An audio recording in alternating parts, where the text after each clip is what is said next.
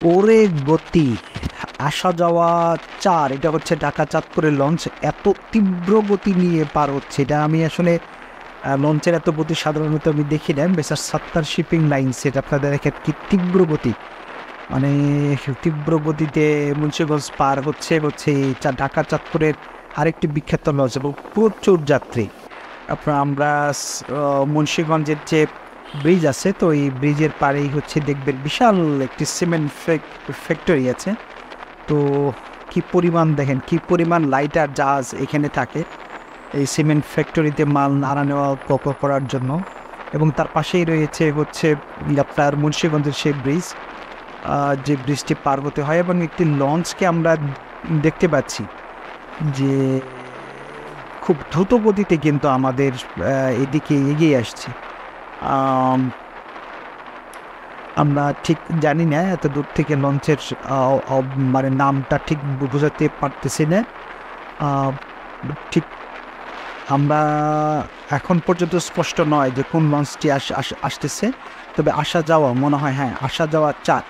এটা ঢাকা চাঁদপুরে আর একটি খুব পুরনো এবং খুব বেশি একটু বিখ্যাত লঞ্চ হচ্ছে আসা যাওয়া ৪, এবং প্রচুর যাত্রী নিয়ে ফিরতেছে, এটি শিওর। তো আমরা এখন সেটি আপনাদেরকে দেখাচ্ছি। চমৎকার একটি দৃশ্য এবং খুব দ্রুত গতিতে কিন্তু এগিয়ে আসছে।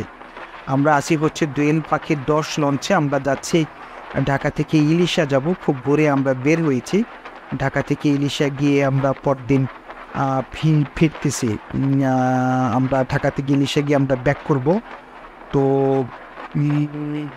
লাইটার জাহাজকে আমরা আপনাদেরকে দেখাই যে একটি সিমেন্ট ফ্যাক্টরি আছে, কি বিশাল সিমেন্ট ফ্যাক্টরি, এবং এই সিমেন্ট নদী তীরবর্তী সিমেন্ট ফ্যাক্টরিকে কেন্দ্র করে কি পরিমাণ যে জাহাজ থাকে সেটি আমরা দেখাচ্ছি।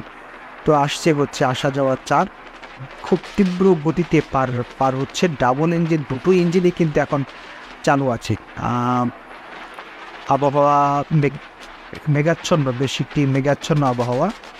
তো ভালো লাগলে আমাদের পেজটি অবশ্যই ফলো দিয়ে রাখুন এবং আমাদের ভিডিওটিতে লাইক কমেন্টস করুন। এবং আমরা দেখতে পাচ্ছি তীব্র গতি, ওরে বাপরে গতি, মানে একদম কি বলবো, যে প্রচুর যাত্রী একে তো আর যে তীব্র গতিতে লঞ্চটি কিন্তু পার হয়ে গেল আমাদের দোয়েল পাখি ১০কে। ধন্যবাদ। আমাদের চ্যানেলটিকে ফলো করে আমাদের চ্যানেলটি সাবস্ক্রাইব করবেন, পেজটিকে ফলো দিয়ে রাখবেন পরবর্তী ভিডিওগুলোর আপডেট পাওয়ার জন্য।